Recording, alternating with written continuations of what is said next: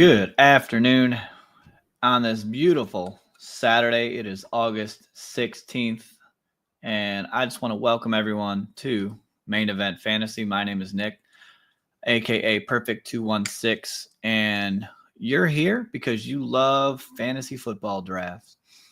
Same thing as me, and that's why we're here. That's what we're doing, and we're going to be doing a little bit of that today. Today's going to be a double header. I'm going to draft a little bit of a quick stream now. And then later tonight, I will be on for another 2 or 3 drafts later, and looking forward to doing that with you guys. So with that being said, we're going to see what we can get into. Now, I want to see if I can squeeze into a Husky before it closes. With the Husky, you have a $40 entry fee, 11,000 entrants, and $50,000 to first place. Let's see if we have enough room to get in. And it's waiting on 8 people, so it probably won't fill, but we'll wait and see 1 second. While we're waiting to see if it fills, real quick, what we're doing, if you're not sure, this is best ball drafting right here on Underdog Fantasy. If you don't know what Underdog Fantasy is, it is a place where you do best ball drafting, best ball tournaments. Best ball means there's no time commitment during the regular season. You draft your players, and the best players will play automatically. And there's no trades, no waiver wires, none of that. You draft your team, and it automatically plays. Now, if you take a quick peek here, there are different types of tournaments, but you have your weeks 1 through 14, you're in a pod with some folks. If you get through that pod, you get to the quarterfinals in week 15. If you get through that pod, you're in the semifinals week 16, and then the fantasy football championships or playoffs are week 17. So in this type of tournament, all best ball tournaments, you get 1 quarterback, 2 running backs, 3 wide receivers, and a flex, as well as 1 tight end that starts. The flex can be running back, wide receiver, or a tight end. This is half PPR scoring, and then you have 10 bench players. So I'll kind of walk you guys through that as we go. But in this tournament, you have to finish in that first pod in the top 3 out of 12. Second pod, top 2 out of 8. Third pod, best out of 6. And then you get into that 117-seat final. I really, really like this tournament for what it is. We got 6 more people in this draft. So if you're wanting to draft with us, there's still room in the Husky to join in with us. Let me actually change my banner real quick and update it because we're not in this at the moment. And let's pop that bad boy up. If you've never drafted an Underdog Fantasy before, if you click in the description below, there is a link to Underdog. You can sign up, and when you make your first deposit, if you use promo code PERFECT216, you'll get a 50% deposit bonus up to $1,000. So, for example, if you put in $100, you're going to get $50 free. If you put in $200, $100 free. You get the idea. A lot of free money for you to give it a shot. And I definitely highly encourage it. We got 4 more spots left in this draft if you want to draft with us live. DeAndre Swift season. Welcome in, my friend. Thoughts on Rice? You're heavily targeting him. So I talked about this a little bit yesterday. I'm in a weird spot on Rice. So we now know that he's going to be available weeks 1 through 4 because the proceedings are going to be in after the 4th week of play.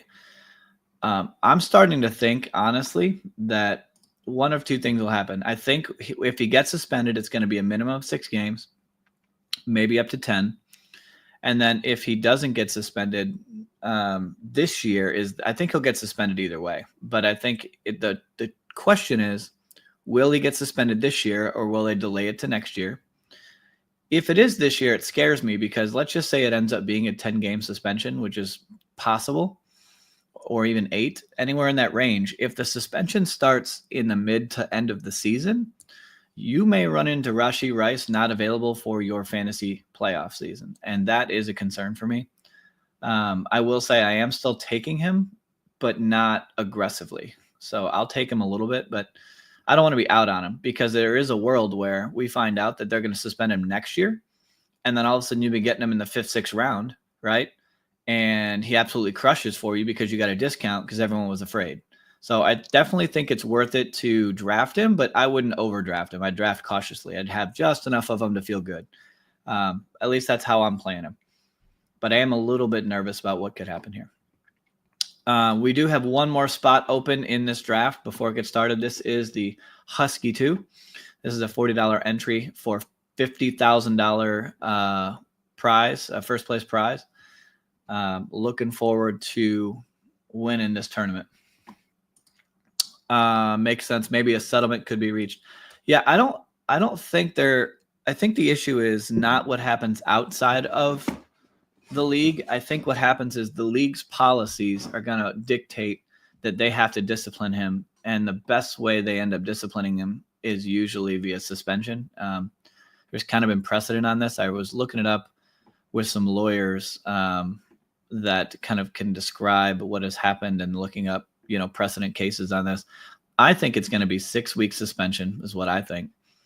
And I do think it'll be this season. So I think if he plays weeks 1 through 4, I think he'll get suspended somewhere in the middle of the season, and then he'll end up back for the playoffs, and that'll be okay.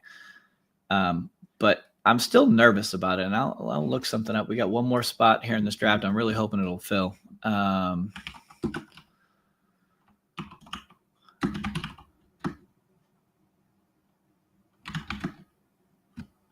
Let's see if I can find out any information. If there's anything new that people have talked about. The hearing date is coming up into the regular season.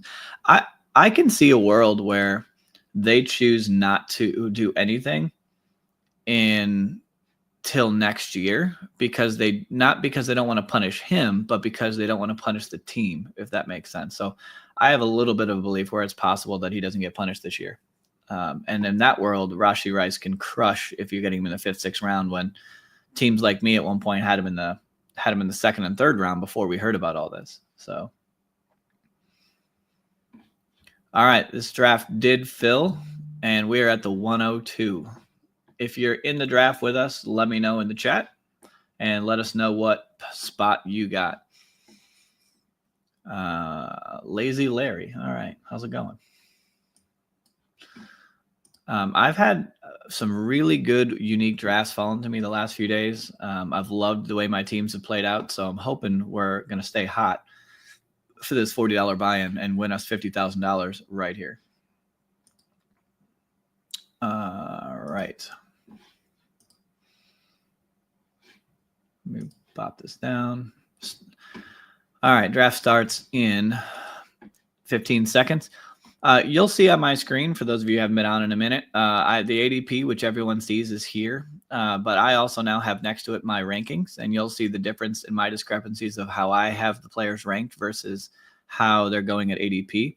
I do update my rankings weekly, and I will actually be updating them again tonight before I go live for my night stream. So I will be back on tonight. So at the 101, Ja'Marr Chase goes like always. I'm going to go ahead and rip Bijan Robinson at 2.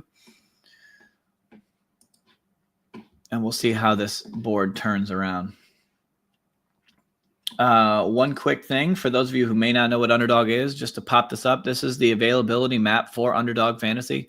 If you live in one of these fancy yellow states, which is most of the U.S., you are eligible to play on Underdog Fantasy, provided you meet the age restrictions. And I cannot tell you a better place to draft than Underdog. I've drafted everywhere. I've been doing this for a long time, and I highly recommend it. I got asked yesterday, why draft an Underdog? Why not mock draft? Why not do other things like that? I think it's a great idea to do mock drafts for your redraft leagues when you're preparing. But when you do Underdog leagues like this, or best ball leagues or tournaments, you're playing against real players that are trying to win real money, and they're going to draft teams very intelligently. So instead of getting the computer or a few other random people who don't really have any buy-in or stake, you're actually going to see what people really will draft like. And so that gives you an edge when you can draft a whole bunch of teams. And I've drafted over 500 already this year and plan on continuing rolling. All right, let's see how this first round's looking. McCaffrey at 4. That's a little earlier than he normally goes. Achane all the way at 7. So Jefferson falls to 8. That's pretty nice. I do have a piece of Jefferson at 8 in one of the leagues, and that is always a good time.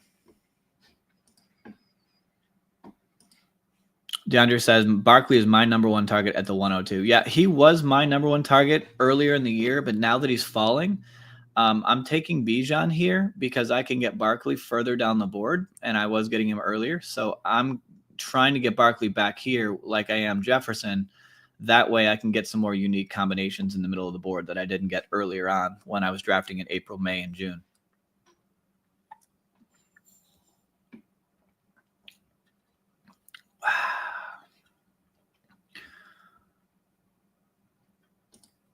Let's see here. All right. Genty Henry. There's some slightly weird things happening. Puka falls all the way to the 2-4. Josh Allen goes early. This draft might be interesting because there are some weird things happening here. And I'm all about it because when things get weird, it means it opens us up to taking advantage of people who don't draft properly, is what I say, or at least doesn't maximize their ceiling. Y'all know I'm not a big Ladd McConkey guy. I like him in the 3rd round. I would consider him at 26. I don't think I'm going to consider him here. If you look at my ranks, I have the big discrepancy. ADP's 20. I have him at 27. So I doubt I will take him here, but it depends on what's left. Y'all see, I don't like Bucky Irving early here. So I'll just take advantage of the ADP. He normally goes at 20, and we're going to get him at 21. It's not my favorite selection, but we will grab Ladd McConkey here, see what comes back to us. Because even though I have him ranked lower, I don't take a lot of him, but most people don't get him on this far over on that side of the board. So it does make it for a little bit of a unique team. All right. And then I'm going to go ahead and grab, it's a $40 tournament. We want to win the whole thing. I want a quarterback like Lamar Jackson that has the ability to win the whole thing. So we're going to start out with Bijan, Ladd McConkey, and Lamar Jackson. These are slightly smaller tournaments than, say, Best Ball Mania, where there's 672,000 teams. There's only about, I think it's 11,000 in this tournament. So you don't have to be forcing anything too crazy, and you're only get maximum 10 entries into this. So we want to be cautious with, we don't need to be as cautious, I guess is what I should say, when we're drafting our teams. Ricky Pearsall at 3-4. All right, so this draft's going to get really ugly really quick if we have people drafting like this. Ricky Pearsall goes in like the 6th round, 7th round. So I don't know what's happening here. There are some weird teams going on. George Kittle pulled a little early. Meanwhile, Trey McBride falls late. Henderson pulled early. I don't really know what's going on in this draft room, but it's either going to cause me to get really angry because they're going to snipe people that don't make sense, or it's going to cause me to feel great. This Blue Dog guy gets it. He's taken advantage of every faller so far, and he's doing the right thing.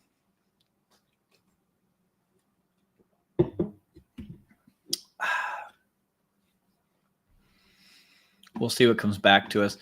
When we have the elite quarterback, we know we're only going to be a 2-quarterback team, and we started with an anchor running back. So now we kind of want to, my philosophy and my normal draft strategy is take what's at ADP, the values if the extreme ones present itself. But when we have an anchor, we normally want to pound wide receivers now in these early rounds. There is a wide receiver drop-off of talent, and you have to start 3 at a minimum. You can start 4 if a flex each week. So we definitely need to have the ability to have some talented wide receivers on this team.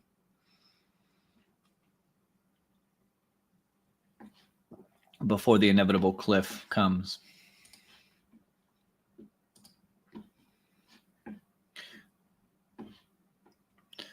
So It is a little interesting that Breece Hall is still here. It's making me consider him. I don't like Breece Hall where he's going. You can see my rank is 46. He's at 39 on ADP. And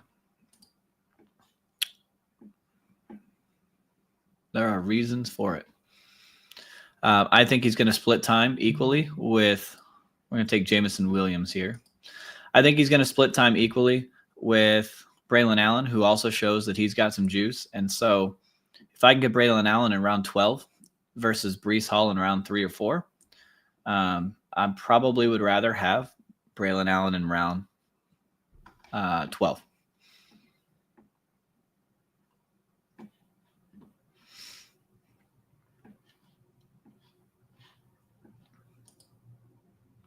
Now, if you notice, ADP is a little bit different than my ranks here. You know, he's slid all the way to 50. We're talking about round 5 for Breece Hall. I'm going to have to take him. I can't let him go that far past me. It's kind of disgusting that he's even here in round 5. I've not even seen him once go to round 5 in any tournament that I've been in. So Justin Fields gets pulled up early. Yeah, this room is very, very strange. Mike Evans fell. Yeah, where did he go? We saw him go 41. Yeah, and I think he's normally 39, pick 39, 38, 37 range. So he fell a little bit into that round. But there's some like Ibuka got pulled up early, Pearsall early, Fields early. This person's pulling up guys randomly early.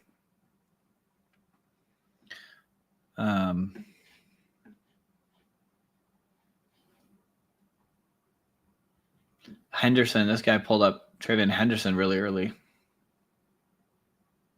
This is a very strange draft. It really is. This is, I'm going to say, it plays to our advantage, right?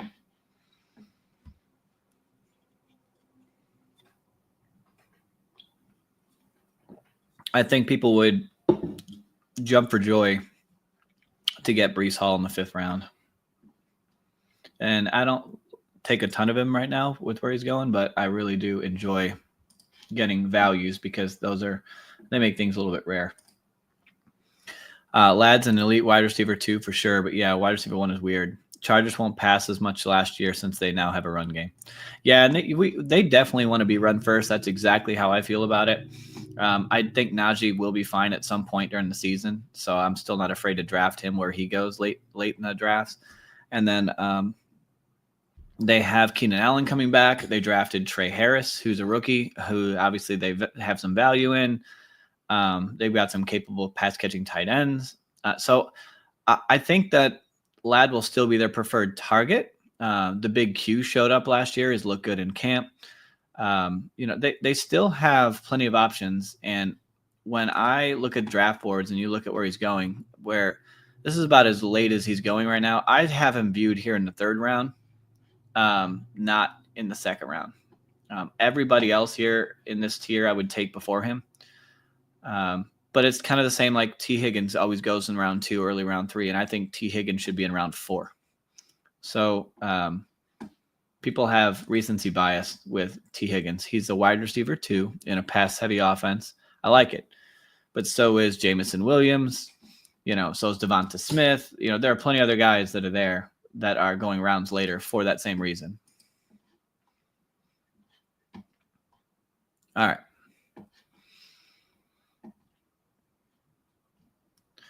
Joe Burrow is still here at 71, but we don't need him.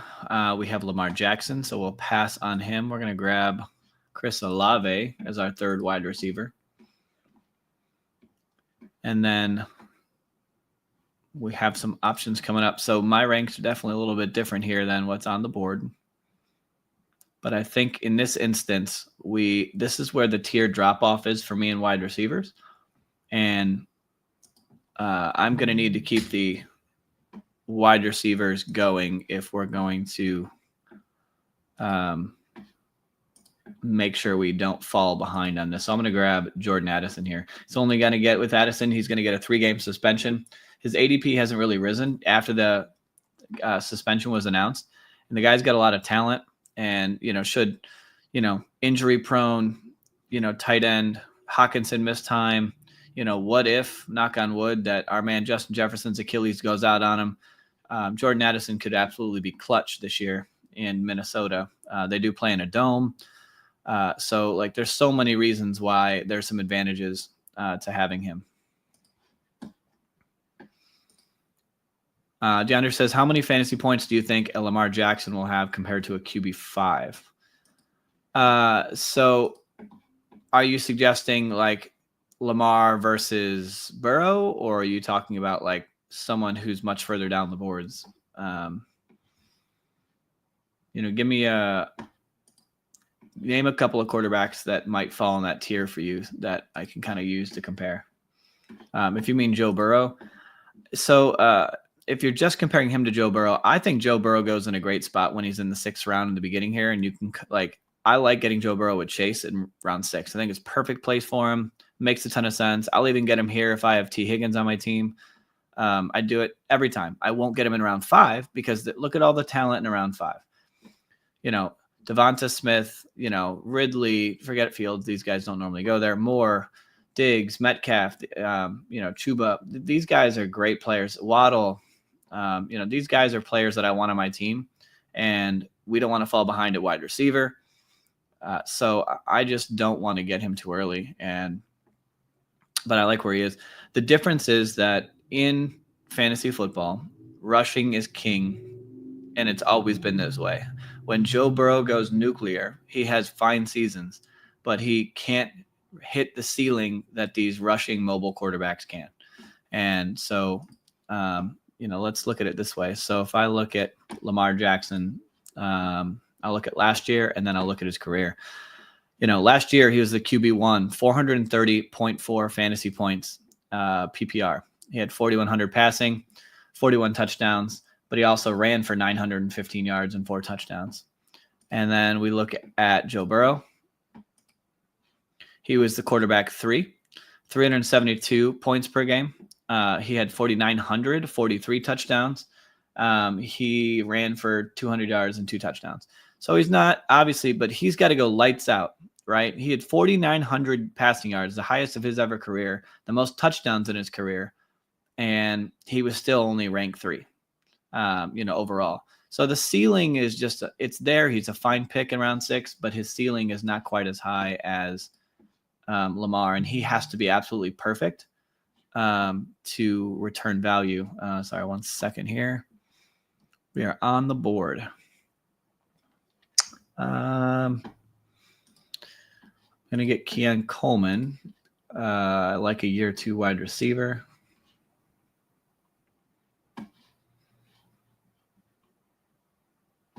This really is a strange draft here.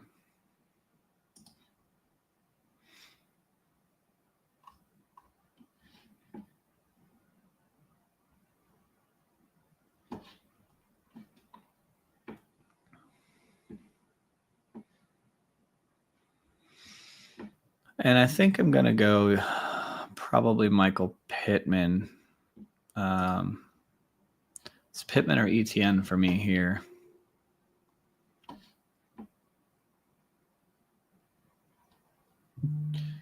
I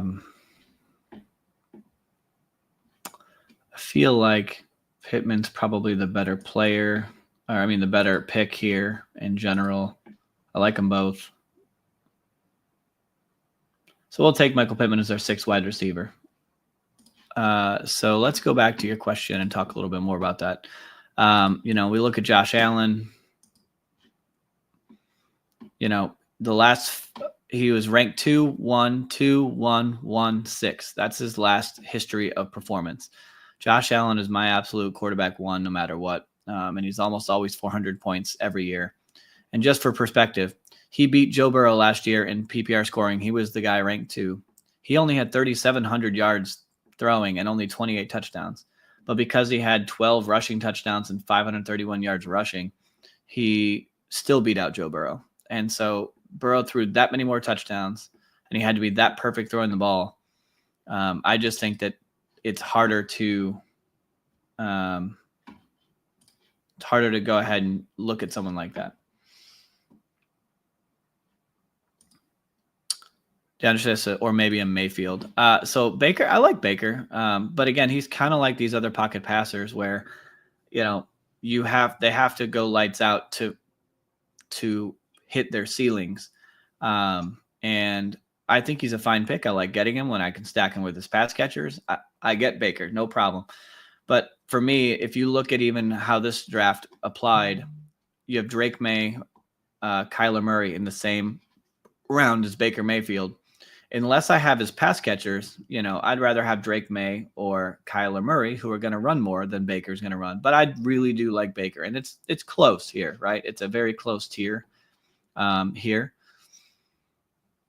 But I prefer to have the elite quarterbacks, the big four, in Josh Allen, Lamar Jackson, Jaden Daniels, Jalen Hurts. I like Fields where he normally goes. I don't know what he's doing up here. He normally goes down here with everybody else.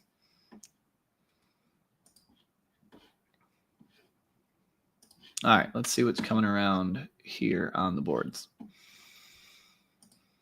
I'm eyeing up Rashad Bateman to stack with Lamar Jackson here. Is kind of what I'm going to do.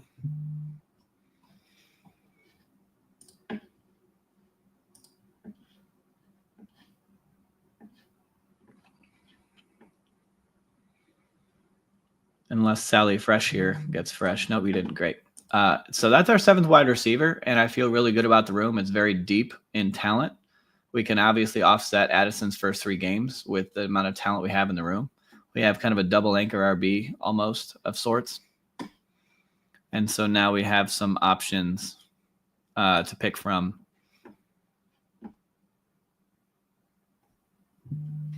I was going to go Tucker Kraft, but now I will pivot.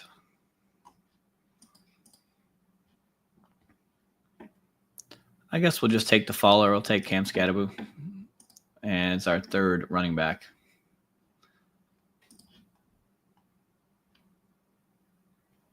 Keenan Allen goes right after us there.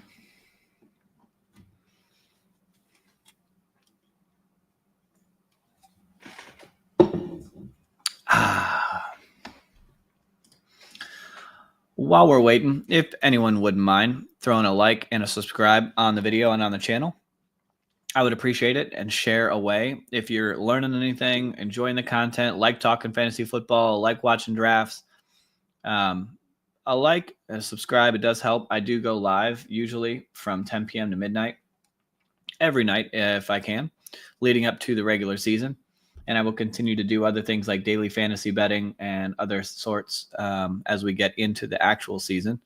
But I just appreciate the like. And if you don't like it, and you're here just because you're bored and you're interested in sharing, just wasting some time, hit the like button anyway, because it's the nice thing to do. So be a good soldier and help a man out.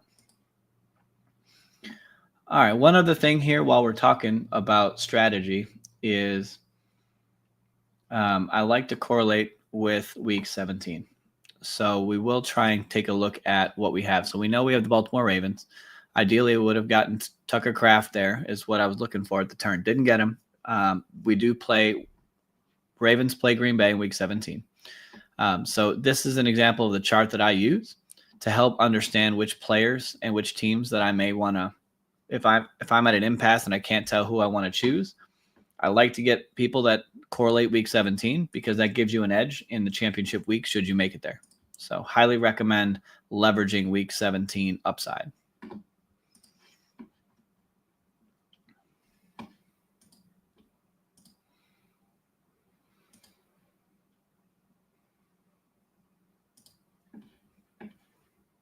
Trevor Lawrence goes. When I think when I first started out this year in April and May, I wasn't getting a lot of Trevor Lawrence, and I wanted to. Like, I still like Trevor Lawrence. I like where he goes in drafts. My issue is I haven't been getting his wide receivers, so I'm not stacking him too much. So I need to consider him more before we get to the regular season. I want to get a little bit more on Trevor Lawrence. All right. The quarterbacks have been rated here, which is kind of crazy.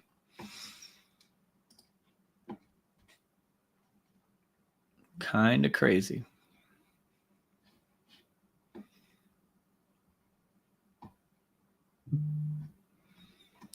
All right. So we're going to go ahead and grab our first tight end in Jake Ferguson. And I don't want to get completely shut out at quarterback. So I like Cam Ward. And nope, he's gone. I should have took him first. That's fine. So we'll just pivot and we'll take another tight end instead in Kyle Pitts. So we will need to pop in another quarterback here coming up if we can. So we'll figure out how to stack them when we get there. These are all quarterbacks that are potentially guys we should consider.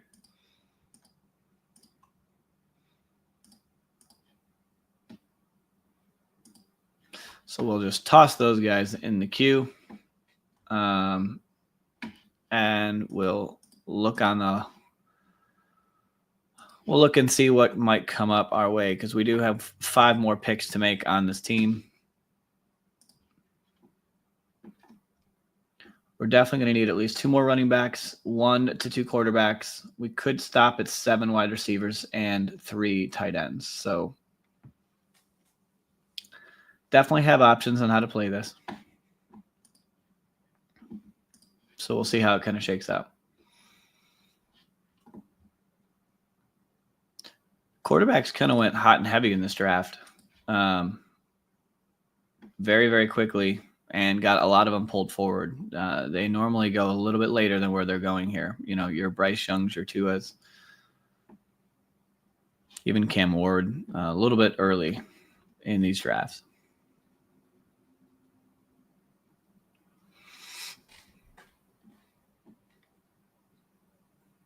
But thankfully, we got an elite quarterback in Lamar Jackson. And when we draft Lamar Jackson on this team, we are counting on him to be the guy we need and deliver most of the points anyway.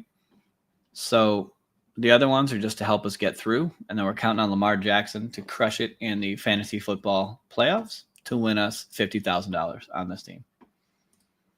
Fantasy Dog, number 2 like, my friend, how are you?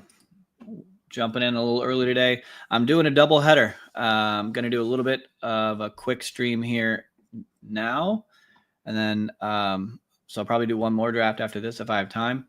And then I'll be back on tonight and doing another one a little bit later. Just trying to make the most of these drafts before as we're getting later in the seasons.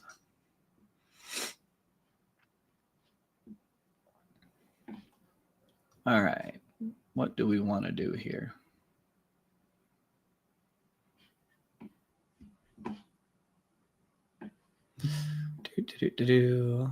I feel like we're going to get a little bit off track with that. I'm going to go Rachaad White as our 4th running back here.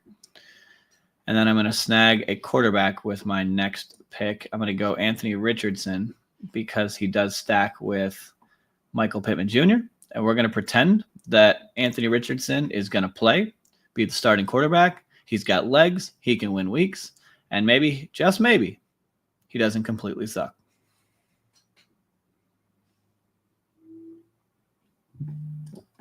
I'm not that optimistic that he doesn't completely suck, but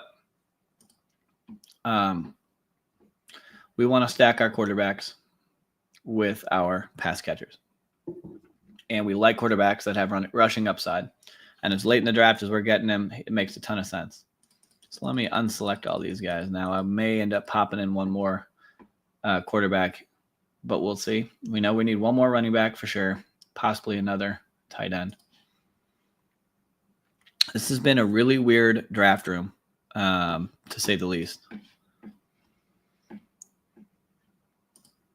Great gamble at AR. Thank you. Yeah. You know what? We're trying to win $50,000 in this $40 entry Husky 2 tournament. So taking shots and guys that can have high ceilings and well outperform their ADP is the way I like to do it, because we're not here to try and just do okay. We're trying to win the whole thing, right? So got to take shots on the upside.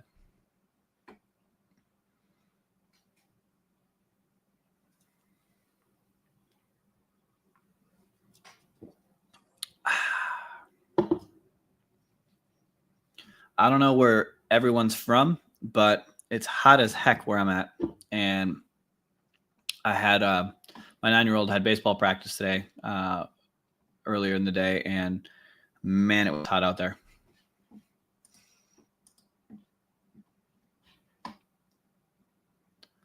I was sweating like a pig. All right. A little bit of a run on these tight ends. So Chika Okonkwo continues to rise up draft boards just a little bit, and I like it, but I don't. So I love him and where he goes. Still think he's a fine pick there. I think he is a dark horse to be an absolute league winner from a tight end position this year. I am all in on Chig.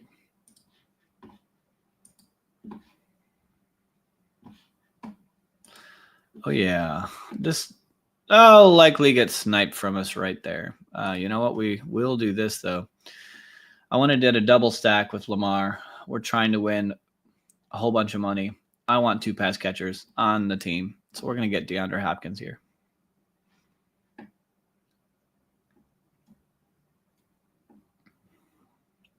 As long as Sally Fresh doesn't snipe him from us. All right, we'll grab DeAndre Hopkins. We'll be done at wide receiver. I said running back, didn't I? And then we're going to get one more running back. And then I believe one more tight end that will be done with this team. We're going to probably hang tight on, you know what? Kareem Hunt feels like a good pick here in this type of draft. Good offense, should be on the field, could be a goal line guy. Might end up being the primary 1A, 1B with Pacheco. Who knows? Feels like a good click here. So now I think what we'll do is we'll probably pivot to another tight end. I mean, we kind of have a choice here, right? We can go a tight end, or we can,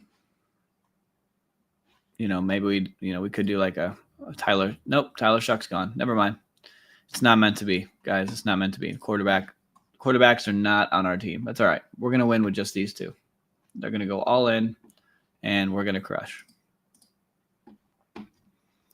Now the choice is, who do we pick at tight end for our last tight end? All right. So on the screen, you see a wide variety of tight ends. Somebody give me a shout out. Who should we pick as our shot in the dark tight end at pick 18? Spam the chat. Throw a name in the chat for anybody that is in here. Fancy Dog, 92 right now in Ohio. Yeah, I hear Ohio's hot this time of year.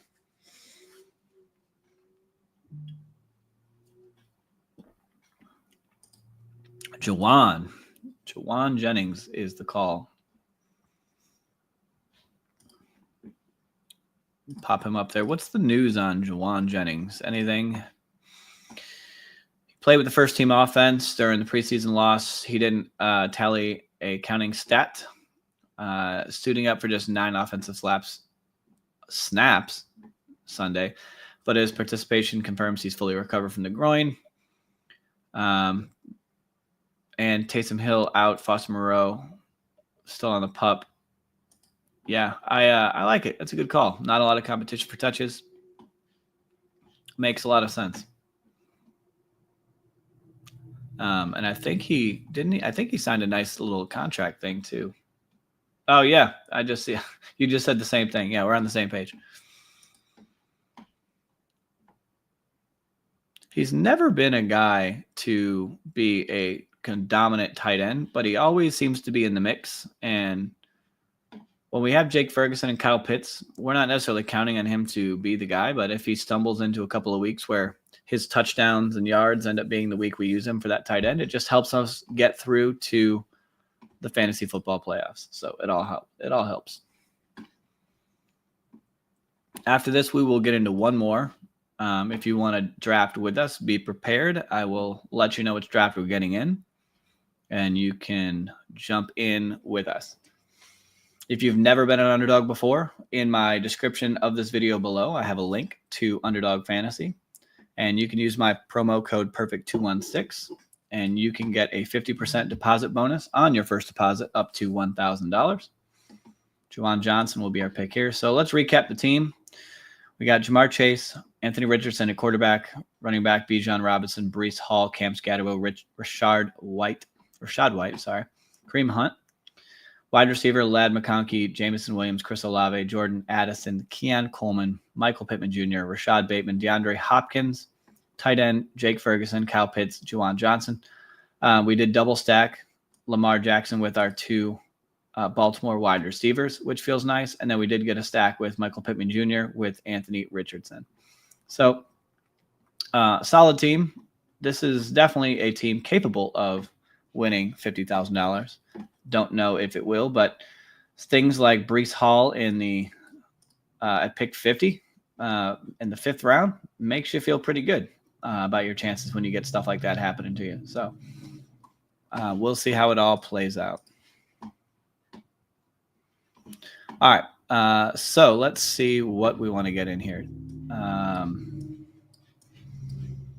I'm going to save my Best Ball Manias for later. So I can do a Flock $10 or a Puppy 3 $5. There is a $1 tournament going on, but I'm not really doing too much of those at the moment on stream. So if anyone wants to draft with me, let me know. Do you want a Puppy 3 or do you want a Flock $10 entry? Or I guess I'll even give the option to try and get into another Husky. So what should we do? Husky, Puppy, or Flock?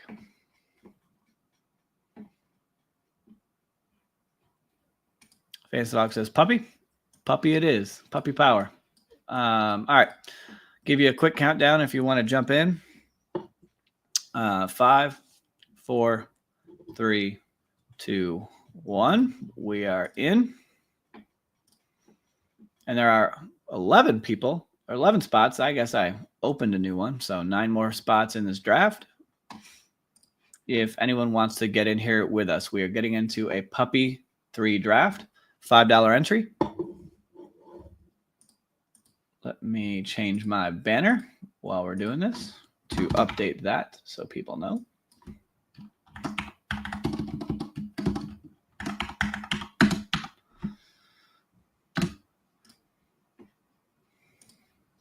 All right, Puppy 3.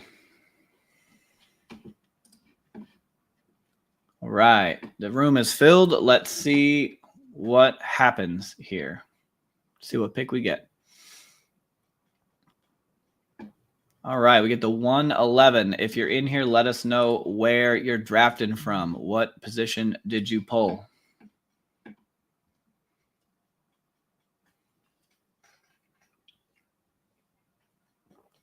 Fantasy Dog, I see you over there at 1-5.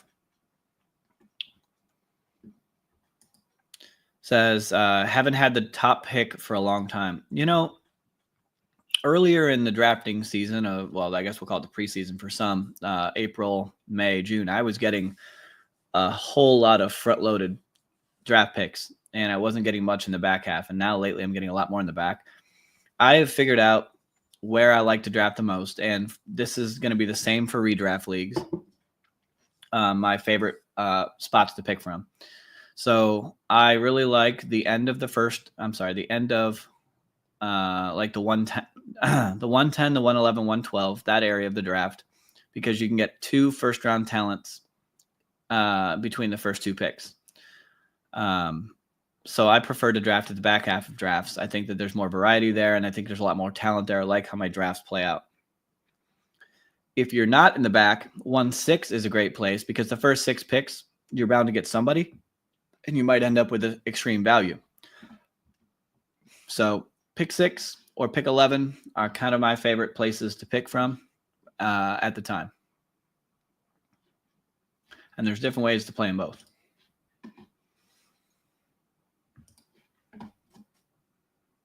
All right, Fantasy Dog on the clock. Let's see what he does. Saquon Barkley at 5. Pretty standard draft so far. Nothing too crazy. If the room wants to leave Justin Jefferson and let him go all the way down to 111, I'd be perfectly happy with that. He goes at the 1-7.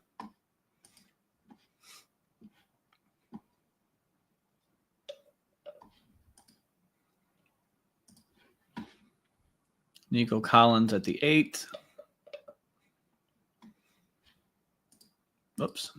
Neighbors at the 9. Y'all know Neighbors would have been my first choice. Puka goes. So Devon Achane will be my pick at the 111.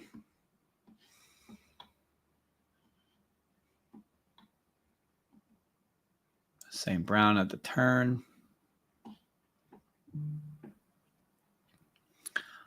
I'm going to go ahead and grab Brian Thomas, and we'll do a Devon Achane, Brian Thomas start here. On this side of the board, Devon Achane is my favorite pick to get, preferably in the second round. Like I have teams where I've gotten him with Puka or Malik Neighbors, and I really like when that happens. I've even stacked Achane with a double running back start, but I think Achane has the kind of profile that I like, and he could potentially outperform all of them. Good luck, my dude. Yeah, good luck to you, sir. Let's have some fun. Let's enjoy these drafts. And let's make some teams that win us some money.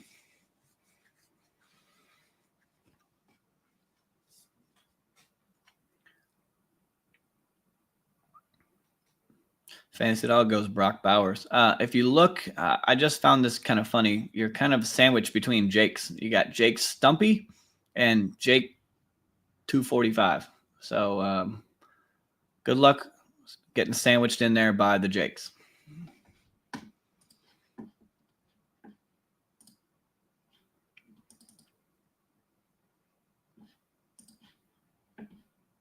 Chase Brown goes. You know, I kind of wish I was drafting more Chase Brown when he was pretty much a permanent fixture of the third round. And now he's getting pulled up earlier and earlier in every draft. I feel like as more of the regular redrafters are coming in and just starting their first drafts, they're going online and going, oh, who should I draft this year? And like Jake here is going Gibbs and Chase Brown, and they're chasing the guys that are, you know, flavor of the moment picks, so to speak. And there's nothing wrong with what he did at all. I just preferred it when Chase Brown was going in the third round. I had the same start as John yesterday in the 101. I had Chase, Jacobs, McBride. I liked that start.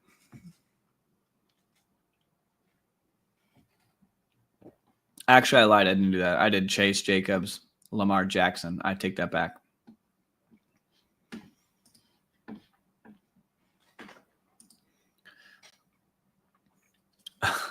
Very perceptive you are. Thank you, sir. Was that like a Yoda thing? You know, perceptive you are. That's my Yoda impression. Fantasy goes Lamar Jackson.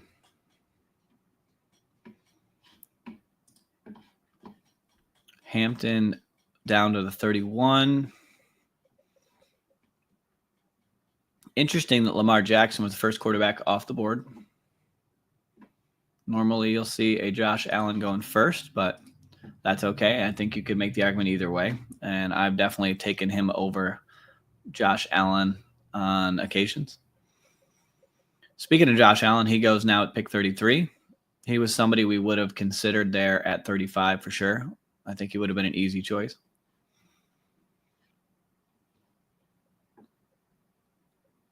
Let's see what Off the Wall here does. I think if Davante Adams is still there, we'll go him. Yeah. So we'll go Davante Adams here with our third pick. ADP of 34, get him at 35. Nothing too crazy falling to us. All right. So you all see my ranks are a little bit different than ADP, so you can kind of keep up with where I view players differently than the market. We will take Tet McMillan as our third wide receiver, and we'll start Devon Achane, Brian Thomas, Davante Adams, and Tet McMillan. So when we start this way, this is called the anchor running back start for those who are unsure about draft strategy. And an anchor running back is someone you take in the first 1 to 2, maybe 3 rounds, depending on the running back. And then you go ahead and punt the position for a little bit until later on in the draft, rounds 6, 7, and below. And we kind of go into what's called a wide receiver avalanche. And now we've missed our elite quarterback of these 4.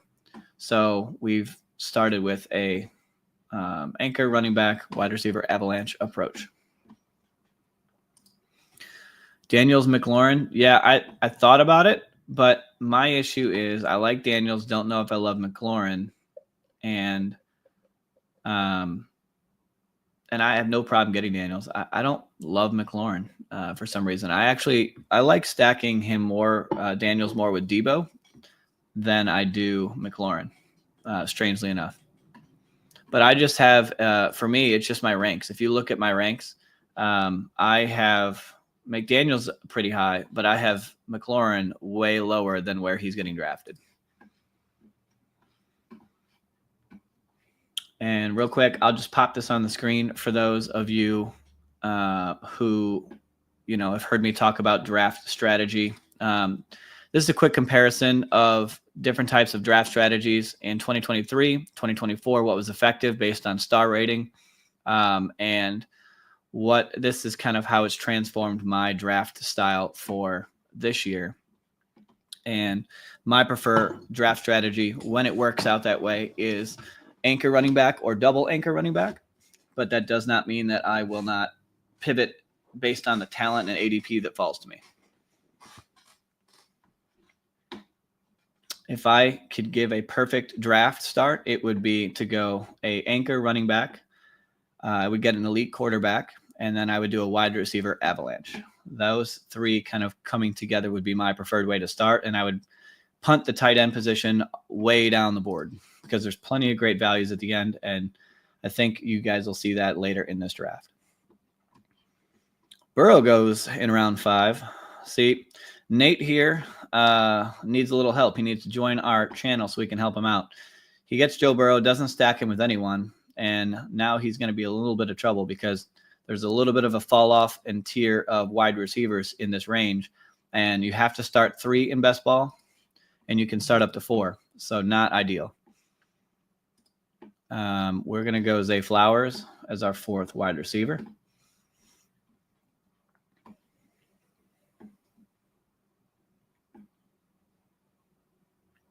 Kamara goes at 60.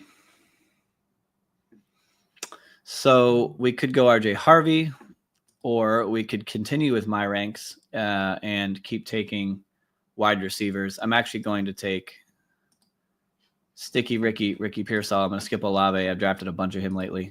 I see them pretty closely. The 49ers have the second weakest strength of their opponent's schedule. So they have, in other words, they have a really easy schedule this year. Ricky Pearsall, I think, could have a breakout year 2 wide receiver on an offense that struggled with talent. Now that Debo's gone.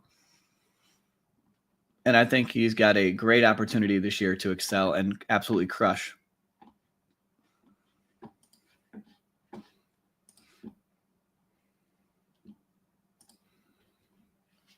Debo Samuel goes. Matthew Golden. So let's see what Fantasy Dog wants to do here. Fantasy Dog is in our draft room with us. He is one of our best and most loyal subscribers. We appreciate him. And I just appreciate the love and the good time. Goes Tony Pollard at pick 68.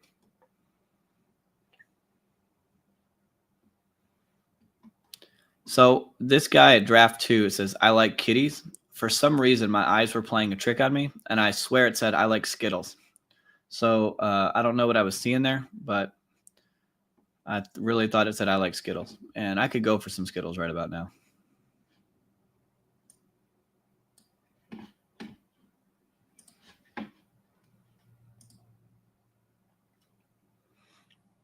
Patrick Mahomes goes at the 7-2.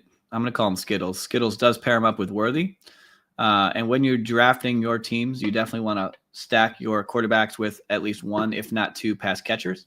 That is the ideal way to do it, to increase your ceiling when it comes to points. Because if the wide receiver is going to score a bunch of points, that means their quarterback is going to come right along with them, and vice versa. So you definitely want to be taking advantage of that. Fancy Dog says, I'm extremely lucky to watch you operate. Impressive, calm demeanor, sir. I don't know if calm's it. It's funny you say that. I'm drinking Alani. I'm not sponsored by Alani by any means, but these little Alani energy drinks are keeping me rolling today. After I got beat down by the sun while my 9-year-old had baseball practice, we were outside sweating it out. All right, draft board is coming around to us. Let's get an idea of what we want to do. We definitely have some options that I like as we get down here.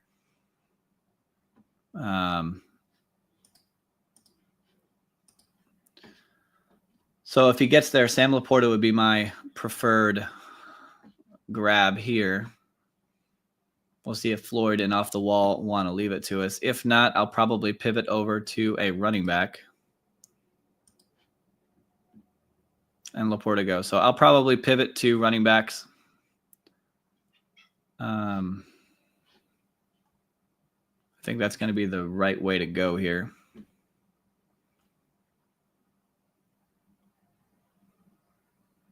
We'll do either Jordan Mason or Brian Robinson. I see them pretty close together. I actually have Brian Robinson ranked ahead of him, but I'm just going to go ahead and grab Jordan Mason. He's a top of regular ADP. Take advantage of that. And actually, Jaylen Warren, I like even better than both of them. And he actually goes, so never mind. We're not going to get Jaylen Warren. I really thought Warren would come back, so shame on me. We'll go ahead and grab TJ Hawkinson here as our first tight end.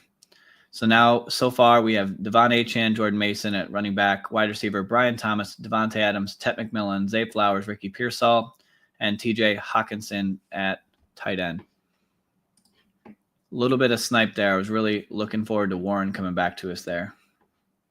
But that's the game you play a little bit.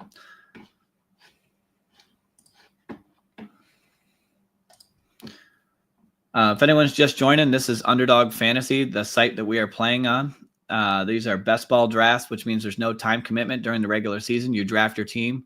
There's no trades, no waiver wires. You just draft your team, and the best players will play automatically for you. And that's how I'm able to draft hundreds of teams in all these different types of tournaments. I've been very successful over the last 4 years, been able to cash some money, a little bit of money every year. And we're trying to win even more this year. And I highly recommend, if you have not tried Underdog Fantasy and Best Ball Drafting, it is my favorite way to prepare for your regular home leagues, your redraft leagues, because you're drafting against other real players, not computers, for real money, which means you're going to see real focus on drafting strategies. And these are much smarter draft rooms than you're going to see. And that's going to really prepare you for your home leagues. In my description of the video below, I do have a link to Underdog Fantasy. And if you use my promo code PERFECT216, you get a 50% deposit bonus on your first deposit up to $1,000. So if you deposit $100, they're going to give you $50 for free, and you'll have $150 to play with. So that's just one example. If you deposited $1,000, you get $500 for free. That is a lot of money for free in an account to play. So whatever your budget is, I would highly recommend give it a shot. Don't leave the free money on the table. Take it, and you'll probably get hooked on this the way I am. I've been doing it for 4 years now, and I can't get enough. I have drafted over 500 teams this year already and plan on being over 700 teams by the time the season starts. And if you're new here, if you wouldn't mind, throw a like and a subscribe on the video and on the channel. I do go live every night, usually between 10 p.m. and midnight Central Time. But I'm doing a double header today, a little bit now, and I will draft a little bit more tonight as well.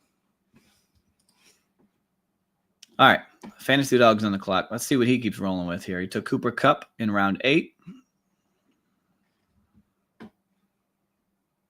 Shaheed, I love the Shaheed pick right there at round 9. Nice selection, sir. All right. Draft board is coming around. Let's see what we got coming up. So I was going to click on ETN. Now I will not. We're definitely getting hit pretty hard at the running back position here.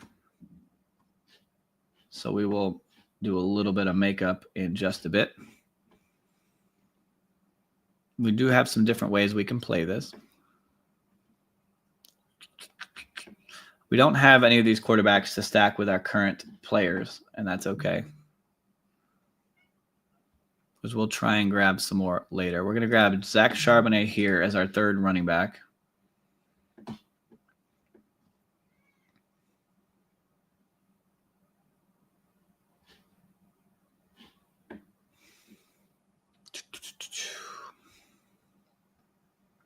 We don't want to scroll too far down. We'll take Tyler Warren here as our second tight end. So now we are Devon Achane, Jordan Mason, Zach Charbonnet at running back, wide receiver Brian Thomas, Devontae Adams, Ted McMillan, Zay Flowers, Ricky Pearsall, tight end TJ Hawkinson, Tyler Warren. A lot of young players, a lot of upside. We have not gotten quarterbacks yet to correlate. When we don't have quarterbacks this late into the draft, it will be a 3-quarterback build. If you get an elite quarterback, 2 quarterbacks are more than enough in a best ball draft, almost always, unless the right values come to you.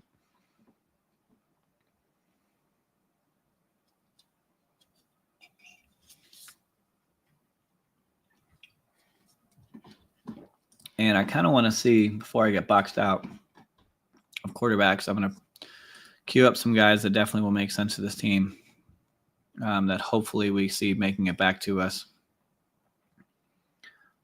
as we scroll on down the way here.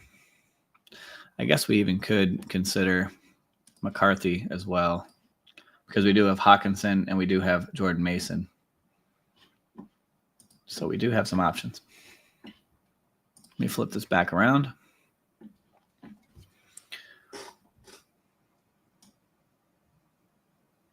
Drake May goes.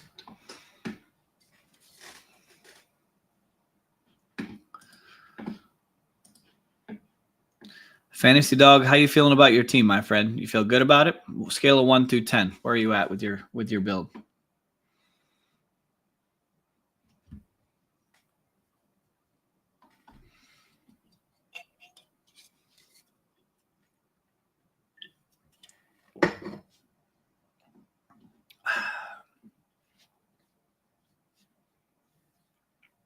Scatterbo.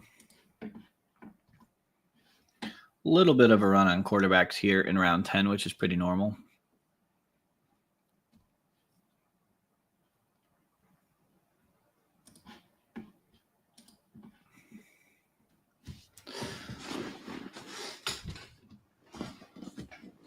All right. Ideally here, we got 9 more picks till we're up. Ideally here, we're going to get at least 1, if not 2 quarterbacks that come around that we can correlate with here on this team.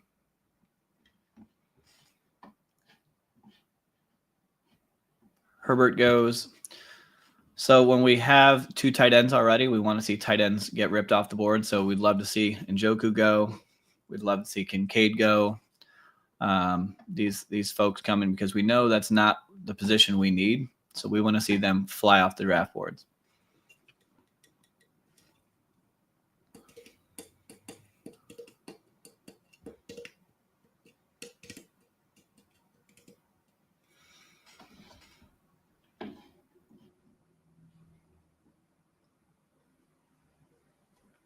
Fantasy Dog goes Jaden Blue as his 4th running back.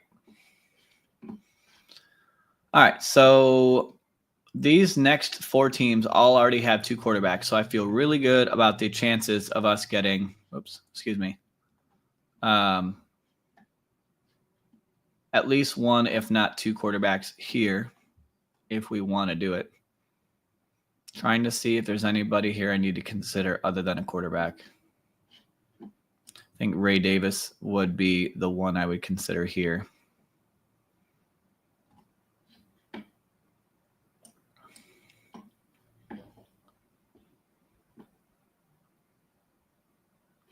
This may end up being a 3-quarterback build, so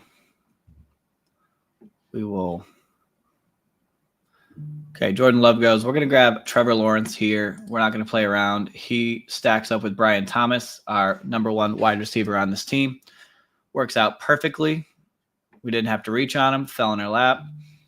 And then here, we're going to go ahead and grab J.J. McCarthy as the second quarterback. We're going to continue to not mess around with the quarterbacks here. He stacks up with Hockenson and in a kind of a weird negative correlation with Jordan Mason. I still plan to have 3 wide quarterbacks. If Bryce Young comes back, we will definitely grab him too and stack him up with Ted McMillan.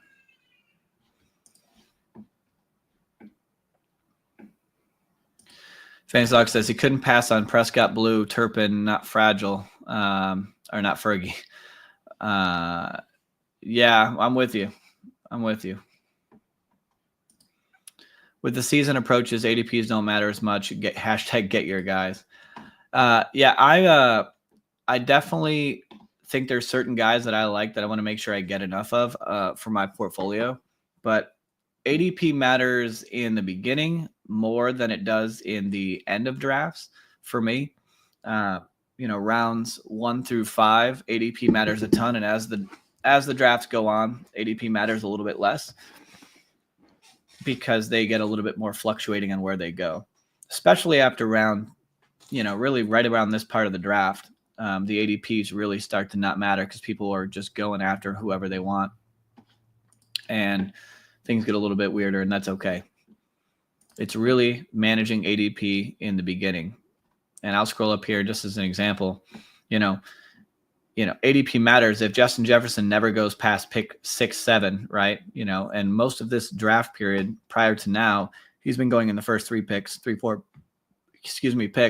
So if you get Justin Jefferson at 8, 9, 10, it's only 1 or 2 positions past ADP, but it's a huge advantage because when you're going against a bunch of other teams, the chances of having Justin Jefferson, for example, if he was paired with Drake London, is almost none. You will have one of the most unique starts of any teams.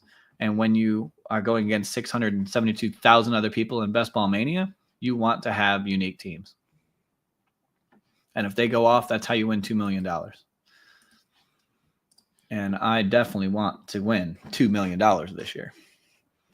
And it'd be even more fun if we win, you guys were on the stream with us, and we can celebrate together. It'll be as if almost like we all won together, right? But if I win the 2 million, that means someone here can win the million, right? There's plenty more money to be won.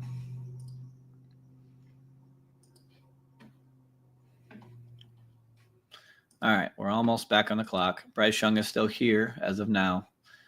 He will be our 3rd and final quarterback if he stays or holds.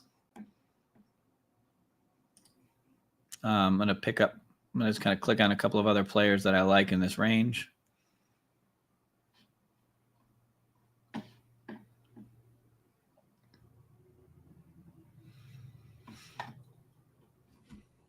Awesome. So Bryce Young falls right in our lap. It works out perfectly. He'll be our last quarterback. We've stacked him now with Ted McMillan. That feels really, really nicey. If I was John Gruden, I'd be saying nicey. I don't know why I've got John Gruden on my mind in the last few days.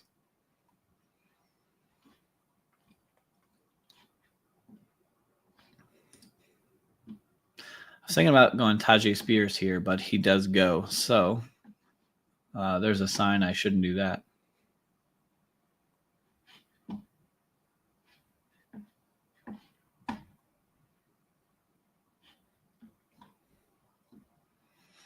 Y'all know, if you've been watching my stream, I love Cedric Tillman this year, where he goes in drafts, because he is the wide receiver 2 on an offense that's going to probably play from behind in Cleveland. There is nobody of any talent behind him. And he's 6'3". He's a big body receiver. He's got some juice, showed flashes last year. And when I'm drafting late in drafts and I'm getting these guys later in these later rounds, the chances of wide receivers 6, 7, 8 hitting your starting lineups every week is slim. But I want guys that are going to at least be on the field to give me a chance for them to score points. If they're not on the field, they can't score points for you.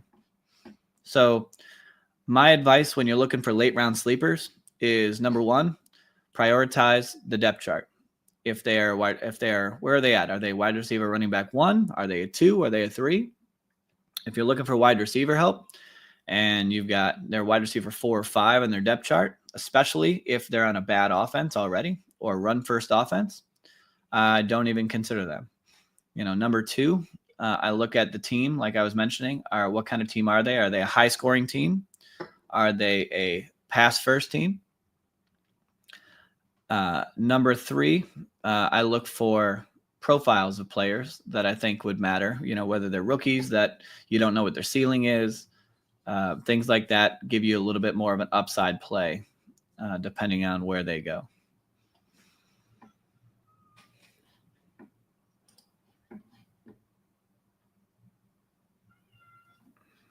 All right, draft board is coming around. So we've got 4 more picks to make to complete this team. Give me one quick second. I have to open my door. My cat wants to come in.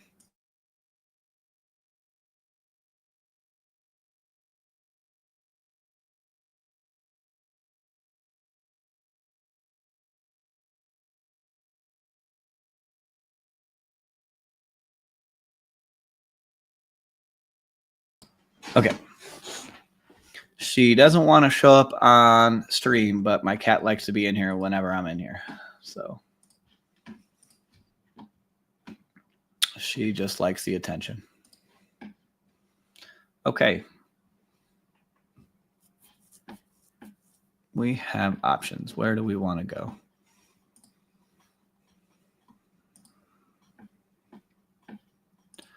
Kind of like Nick Chubb here. Never mind, that doesn't matter.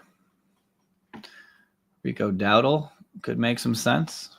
Could be a pass-catching running back for Bryce Young. Has some positive correlation. We're definitely done on quarterback, so we don't need to worry about that. Keaton Mitchell. It's definitely some guys that I like here. We're going to go ahead and grab Rico Dowdle as our 4th running back.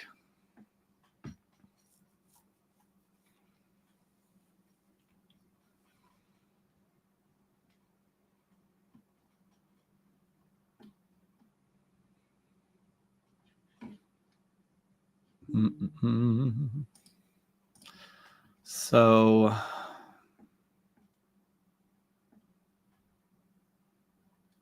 we're actually going to jump down a little bit, get Ja'Tavion Sanders as our 3rd and final tight end. That will cause a double stack Carolina with Bryce Young, which that I like a lot. So we have 2 more picks left. We're going to get 1 more running back, 1 more wide receiver, and we'll have a 3-5-7-3 build, which is a pretty standard build. Other ways to do it are 2 quarterbacks, and maybe you get an 8th wide receiver, or 2 tight ends, same thing.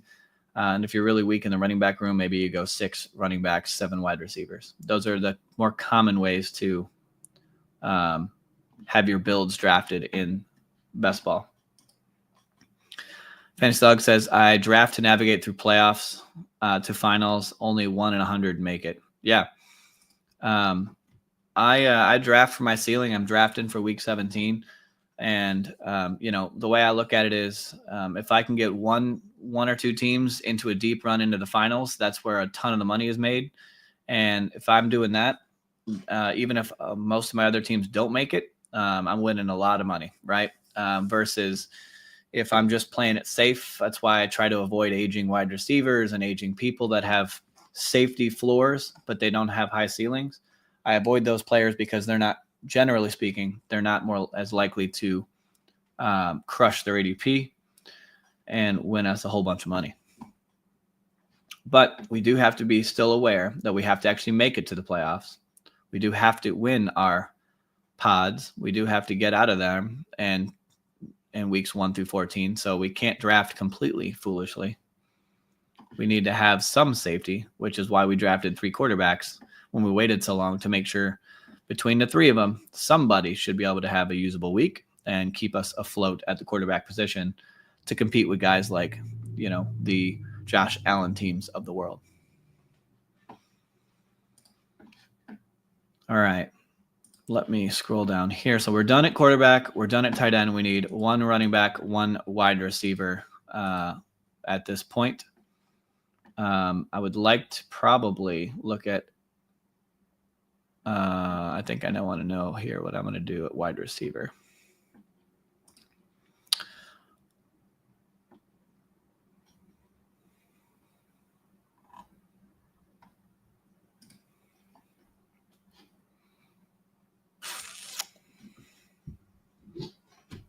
Let's see here.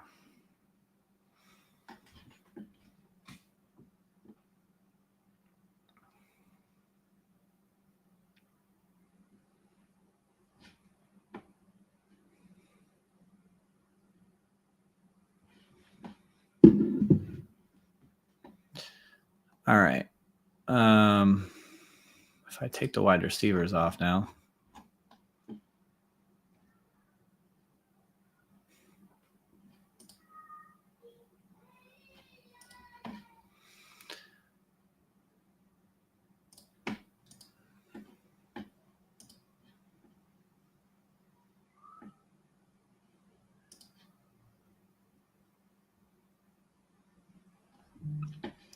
All right, we're going to go Jalen Nailor as our last wide receiver. That gives us another double stack with J.J. McCarthy and the Minnesota Vikings. So we like that there to finish off that, the wide receiver room. And then we'll grab one final running back. KMM has 7 running backs in his team. I guess he got his 8th running back. This guy really doesn't like winning. We're going to go Kareem Hunt as our final running back on the team. So to recap the team, we got Trevor Lawrence, J.J. McCarthy, Bryce Young, quarterback. Running back, Devon Achane, Jordan Mason, Zach Charbonnet, Rico Dowdle, Kareem Hunt. Wide receiver, we have Brian Thomas, Devontae Adams, Tet McMillan, Zay Flowers, Ricky Pearsall, Cedric Tillman, Jalen Nailor. Tight end, we have TJ Hawkinson, Tyler Warren, and Jatavion Sanders. Now, we did double stack Nailor and Hawkinson with JJ McCarthy, and technically we have Jordan Mason as well, so a little bit of a mega there. Trevor Lawrence, we were able to stack up with Brian Thomas. And Bryce Young, we were able to do another little mini mega stack with Tet McMillan, Jatavion Sanders, and Rico Dowdle. One thing that I always want to point out to everyone is what matters also is that week 17 correlation that I talked about to kind of raise your ceiling. And so let me pull this back over. When we talk about that, just to pull this chart up, this is a chart I use. This is the fantasy football playoffs, weeks 15, 16, and 17. This shows me which teams are playing when for each of those weeks. And so, for example, when we have the Carolina Panthers, we know that Seattle is who they play in week 17. And we have a running back in Zach Charbonnet. So we have a little bit of a bring back for that game.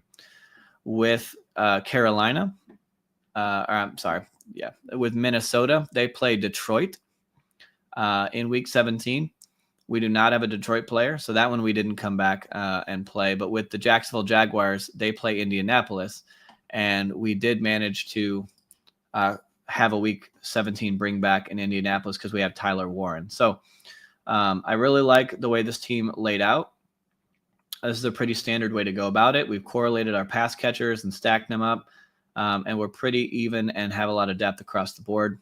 So this feels like a really nice team. Really like how it went. How are you feeling about yours, Fantasy Dog? Give me a quick final. How are you feeling about your draft?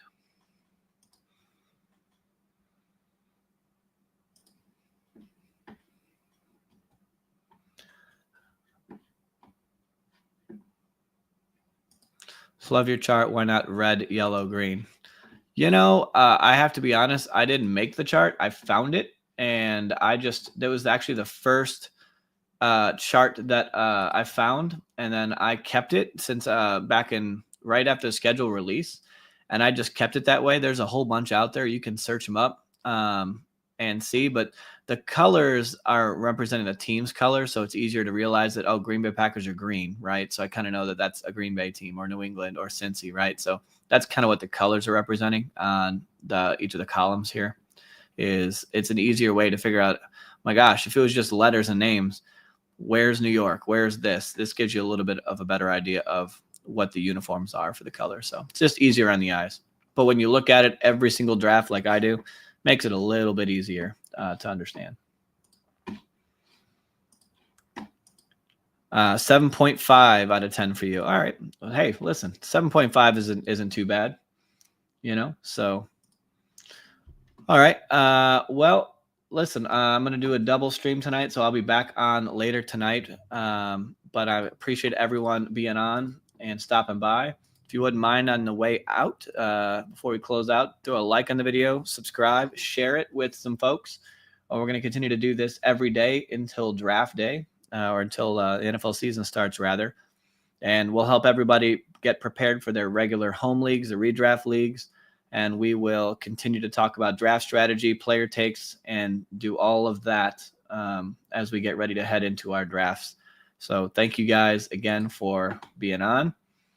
And I appreciate the love, Fantasy Dog. You are a kind man. And we will talk with you guys hopefully later tonight. Y'all have yourself a good rest of your Saturday.